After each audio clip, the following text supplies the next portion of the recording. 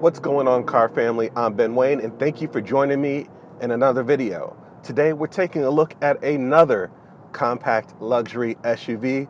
This seems to be a fierce market.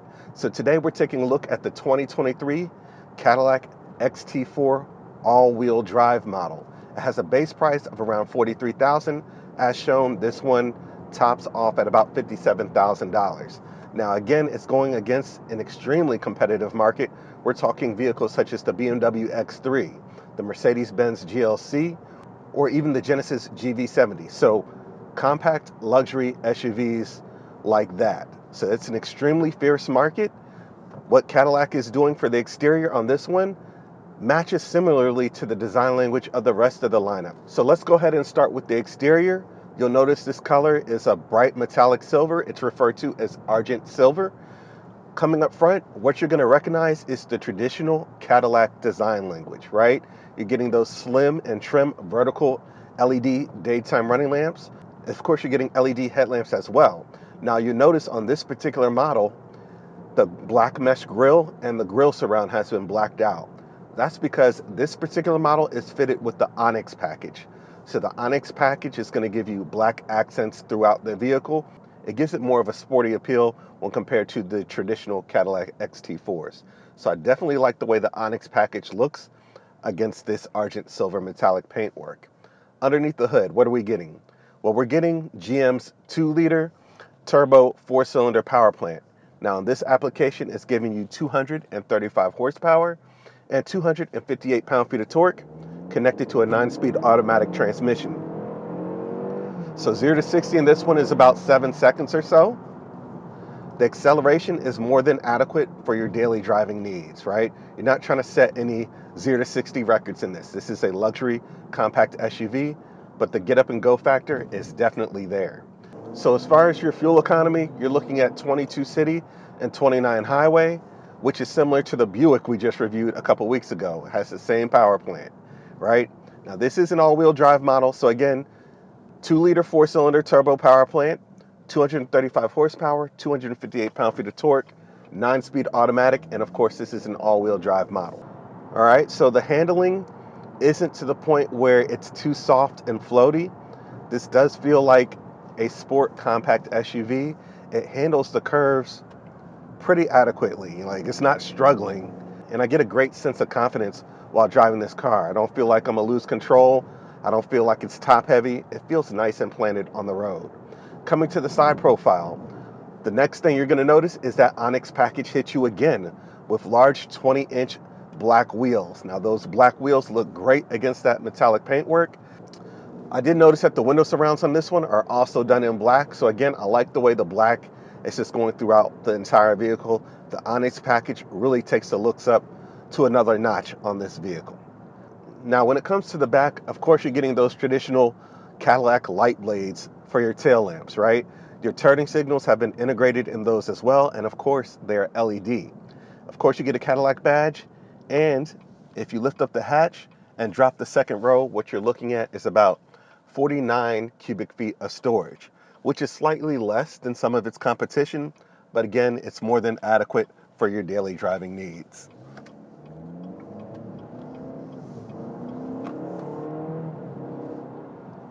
So let's talk a little bit about the interior, right? This car has been out for a few years now, and it's up for a refresh soon. So you'll notice you have an injection molded dash, right? And Cadillac is known for incorporating these kind of like curvaceous shapes on the interior, but I've noticed that the exterior of Cadillacs is typically straight lines. So you have straight lines on the exterior, but curvaceous lines on the interior. To me, in my opinion, that kind of doesn't flow. I kind of wish they stuck with the same theme in the interior as they did with the exterior. It doesn't look bad whatsoever, but that's just my personal opinion. Coming lower, you do have 2 air conditioning vents, and you have an 8-inch touchscreen display system here, which does have its GPS system embedded into the display system, so you don't have to use the GPS system on your phone if you don't want to. You also have a surround view camera system, so you can see 360 degrees around the vehicle. Now you'll see that I have the wireless Apple CarPlay going for you here. Just to demonstrate that, it's nice and responsive and easy to use. We're all familiar with Apple CarPlay by now, and it's on an 8-inch touchscreen display system. Now, in my opinion, I kind of wish this display system was a little bigger. Maybe we'll get like a 10.25-inch display system when the refresh comes out. Coming lower, we do have physical keys for your air conditioner system. So I like how that hasn't been integrated into the touchscreen display system. I have physical buttons here, so I can feel what I'm doing while I'm driving. I don't necessarily have to take my eyes off the road while behind the wheel, and I think that is great for safety. Too many manufacturers are leaning too heavily on the touch capacitive buttons and also the touchscreen systems for your air conditioner system or any system in the vehicle which you have to adjust often. Why would you make that touchscreen? So again, Cadillac came in for the win with the physical buttons here. Definitely love that. Below the air conditioning controls, I also have controls for the heated and ventilated seats. So you get 3 levels of heating and ventilation in the front row. Coming lower, I do have storage, 2 USB ports and an SD card slot, 2 cup holders, your gear selector in the center console, and then storage located in the center of the console as well, along with wireless charging for your phone. Now, when it comes to the seats, they are done in black leather. They are firm but comfortable, and again, 3 levels of cooling and 3 levels of heating as well. So you could take a somewhat long journey in this vehicle. They're not the plushest, so they're not the softest. They are a little bit firm, but you're going to get there without feeling any major back pain or anything like that, right? So they're pretty comfortable and meet my expectations for the type of vehicle that this is. The steering wheel is heated. I love how it's done in that smooth black leather and perforated leather on the sides. Behind the steering wheel, I do have some paddles to manually shift up or down. You probably won't take use of those in this vehicle. You know, it's not that kind of vehicle, but most vehicles offer that, so the paddle shifters are here. Behind the steering wheel, we do have 2 analog gauges and a small thin film transistor display in the middle there, similar like what we saw on the Buick.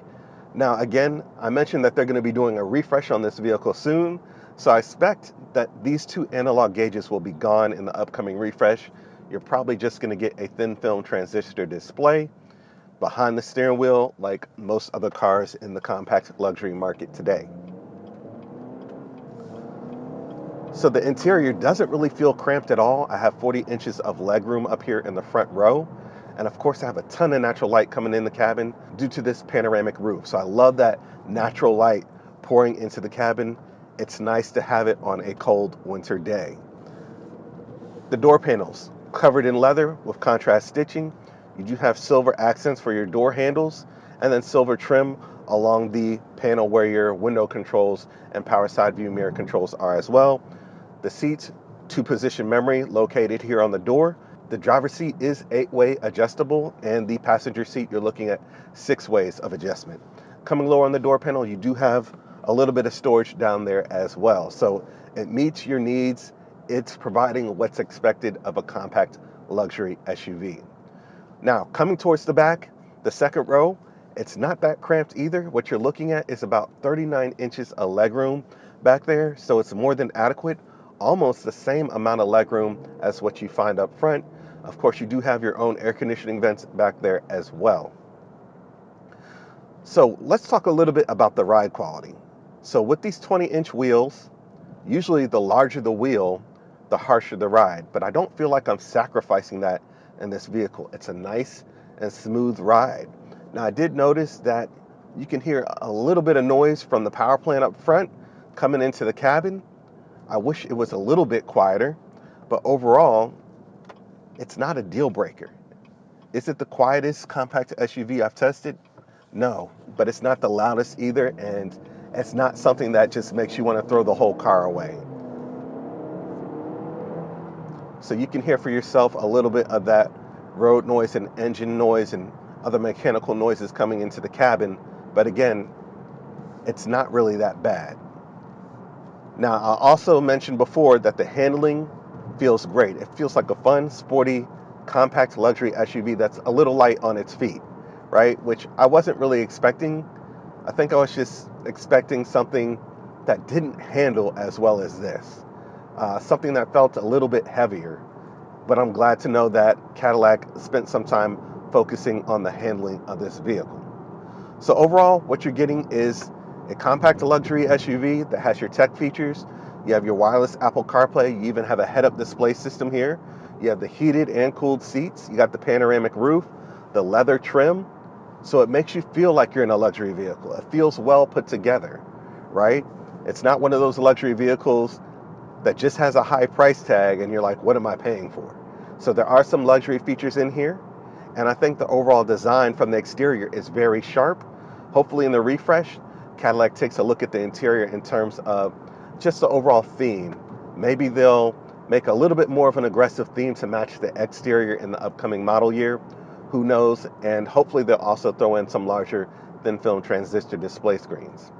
So let me know what you guys think about this one. This was just a quick test drive of the 2023 Cadillac XT4 all-wheel drive. Let me know if you would take this over a Mercedes-Benz GLC 300, a BMW X3, or a Genesis GV70. Let me know what your thoughts are in the comment section. Please remember to like, share, and subscribe to my YouTube channel. And until next time, I'm Ben Wayne, the automotive reviewer that YouTube deserves.